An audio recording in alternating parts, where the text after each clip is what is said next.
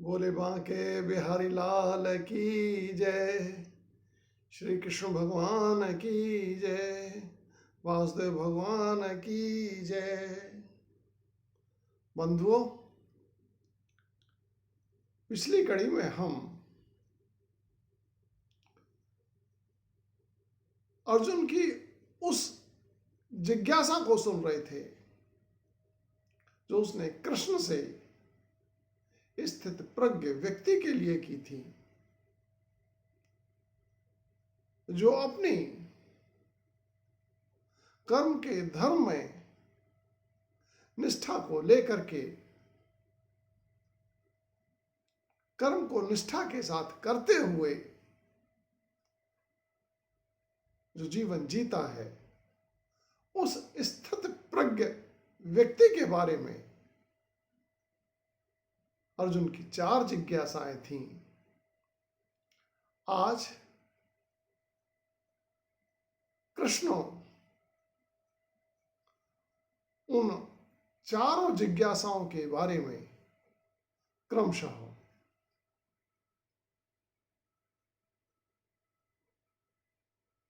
उत्तर देते हुए, क्रमशः समझाते हुए कुछ इस प्रकार बोले।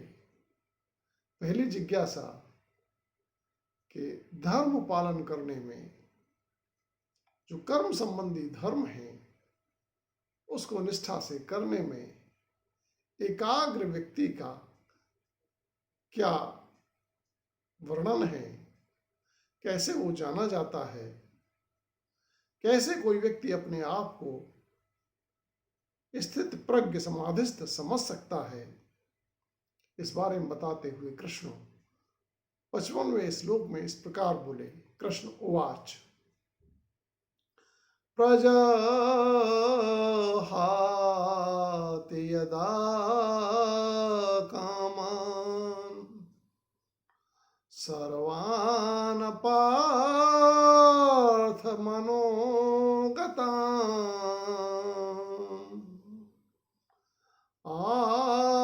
आत्मन्येव आत्मना तुष्टः स्थित प्रज्ञस्तदोच्यते।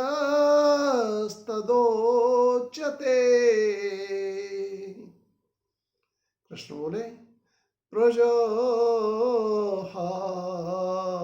यदा कामान् सर्वान् पार्थ मनोगतान्। हे पार्थ,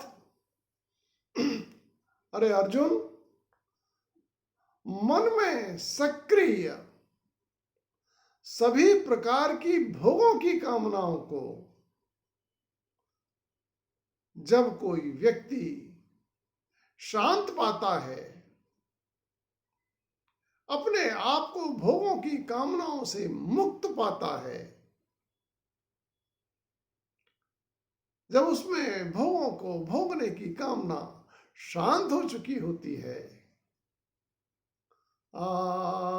आत्मनेव आत्मना तुष्टः, फलस्वरूप अपने आप में ही जो व्यक्ति संतुष्ट बना रहता है, स्थित प्रज्ञस्तदोच्यते,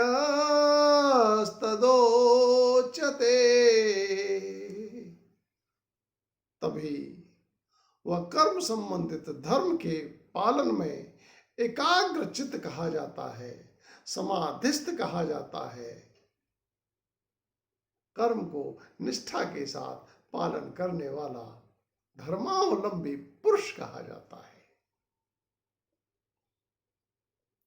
और उस स्थित धी व्यक्ति को, जो बुद्धि से, विचार से सदैव कर्म को निष्ठा से करने में, कर्म के धर्म को पालन करने में ही चिंतित और तल्लीन रहता है, ऐसे व्यक्ति को किस संबोधन से पुकारना चाहिए, उसके लिए कृष्ण बोले। पहले तो उसके लक्षण बताए। दुखेशो अनुद्वेग्न मना सुखेषु विगते स्पृहा वीतराग भय क्रोध स्थित धीः मुनिरोचते। कृष्ण बोले, अरे कृष्ण, अरे अर्जुन, जो व्यक्ति कष्टों में बिना उद्विग्न मन वाला, कष्ट हो लेकिन परेशान न हो, कष्टों को धैर्य के साथ सहन करने वाला और सुखेषु विगते स्पृहा, और सुखों में बिना लगाव रखने वाला, अर्थात सुख भोग भी लिए, सुख चले भी गए, फिर उनकी पाने की, उनकी भोगने की इच्छा रखने से मुक्त व्यक्ति, वीतराग भय क्रोध, और जो व्यक्ति राग भय क्रोध से मुक्त होता है, जिसमें ये तीन लक्षण हो, दुखेषु अनुद्वेग्न मना, दुखों में बिना उद्विग्न मन वाला हो, परेशान न रहने वाला हो, बल्कि धैर्य से सामना करने वाला हो, सुखों को भोगने के बाद भी उनको भोगने की लालसा न रखने वाला हो, राग भय क्रोध से अतीत सर्वदा के लिए मुक्त हो, स्थित धीः मुनिरोचते, ऐसा स्थित धी व्यक्ति, ऐसा कर्म संबंधी धर्म के पालन करने वाला व्यक्ति मुनि या मननशील स्थिति कहा जाता है, मुनि कहा जाता है, या मुनि को हम मननशील स्थिति भी कहते हैं। समाज में उसका संबंध फिर सामाजिक संबंधों से नहीं रह जाता, वो तो व्यक्ति ऊपर उठ करके मनी स्वरूप में स्थित हो जाता है, भले ही वो गृहस्थ हो, भले ही वो किसी प्रकार के वस्त्रों को धारण करता हो, लेकिन इन तीन गुणों से वो व्यक्ति मुनि कहलाता है। अब कृष्ण अर्जुन की तीसरी जिज्ञासा कि वो मननशील व्यक्ति किस तरह से अपना जीवन यापन करता है, उन प्रमुख बिंदुओं की चर्चा करते हुए कृष्ण इस प्रकार बोले। कृष्णवाच, यह सर्वत्र अनभे स्नेह तत्तत प्राप्य शुभा शुभम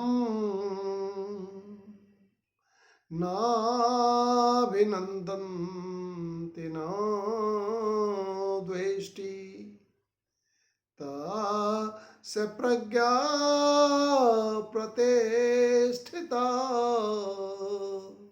हे अर्जुन, जो व्यक्ति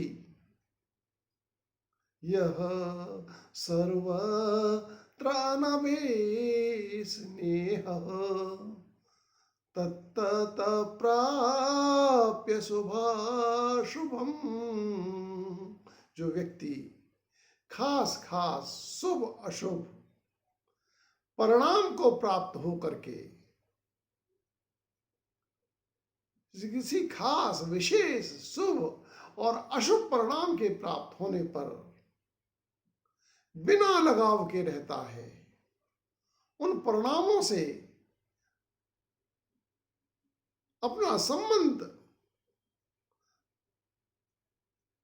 अत्यधिक स्थापित नहीं करता, अर्थात बिना लगाव का होना, संबंध का स्थापित न करना, इस तरह के व्यवहार को शो करता है। जैसे नाभिनंदन न द्वेष्टि, कि न तो अपने को वो शुभ परिणाम मिलने पर सम्मान के योग्य समझता है और ना ही अशुभ परिणाम मिलने के लिए स्वयं को दोषी मानता है। तस्य प्रज्ञा प्रतिष्ठिता, उस व्यक्ति की प्रज्ञा, उस व्यक्ति की कर्म संबंधित धर्म के पालन में बुद्धि सदैव सक्रिय और स्थित रहती है। आगे कृष्ण स्थित प्रज्ञ व्यक्ति के और भी लक्षणों को बताते हुए कृष्ण बोले, यदा संहरते चायम कूर्मो अंगानि सर्वशः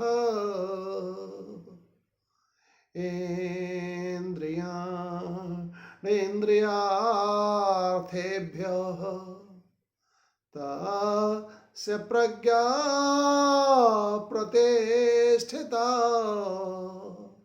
यदा संहरते चायं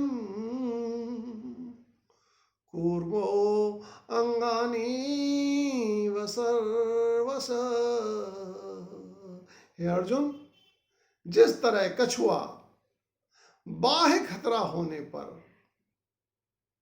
कोई भी खतरा अनुभव करने पर अपने अंगों को सभी ओर से समेट करके अंदर कर लेता है,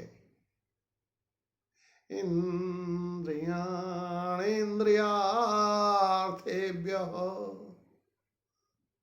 यह पुरुष भी वैसे ही,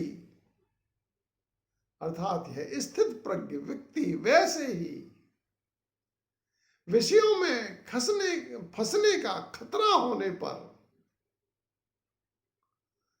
इंद्रियों को विषयों से हटा देता है। अगर ऐसा हो तो तस्य प्रज्ञा प्रतिष्ठिता, तो समझो उस व्यक्ति की प्रज्ञा अर्थात कर्म संबंधी धर्म बुद्धि, कर्म के धर्म को पालन करने की बुद्धि सदैव सक्रिय रहती है। तस्य प्रज्ञा प्रतिष्ठिता। और भी लक्षण को बताते हुए कृष्ण बोले, विषया विने वर्तन्ते निराहारस्य देहिनः रसवर्जं रसोऽप्यस्य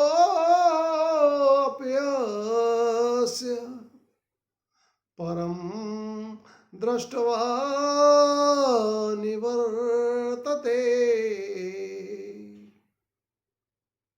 कृष्ण बोले, विषया विना वर्तन्ते निराहारस्य देहिनः। अरे अर्जुन, जिस प्रकार भोजन को देखकर अनशन करने वाले भूखे व्यक्ति को खाने की लालसाएं लौट लौट कर बार बार घेर लेती हैं, जो अनशन पर भूखा हो उस व्यक्ति को भी भोजन को देख करके भोजन को खाने की लालसाएं उसे बार बार आकर के घेर लेती हैं। उसी प्रकार रसवर्जम रसोऽप्यस्य परा दृष्ट्वा निवर्तते। उसी प्रकार विषयासक्ति से बचने वाले इस पुरुष की, जो अपनी इंद्रियों को अंदर करता है कछुए की भांत, जो व्यक्ति इंद्रियों को विषयों से समेटता है कछुओं की भांत, उसी प्रकार विषयासक्ति से बचने वाले इस पुरुष की विषयासक्ति भी विषय भोगों को देख करके बार बार लौटती है, लौटने का प्रयास करती है और इस स्थित प्रज्ञ व्यक्ति को अपने मार्ग से भटकाने की कोशिश करती है। तब ऐसे व्यक्ति को क्या करना चाहिए, कैसे व्यवहार करना चाहिए, इस बात को कृष्ण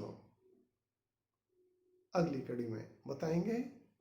गोविंद जय जय गोपाल जय जय राधा रमण हरि गोविंद जय जय श्री कृष्ण गोविंद हरे मुरारी श्री कृष्ण गोविंद हरे मुरारी हे नाथ नारायण वासुदेवा। बोले बांके बिहारी लाल की जय, श्री कृष्ण भगवान की जय।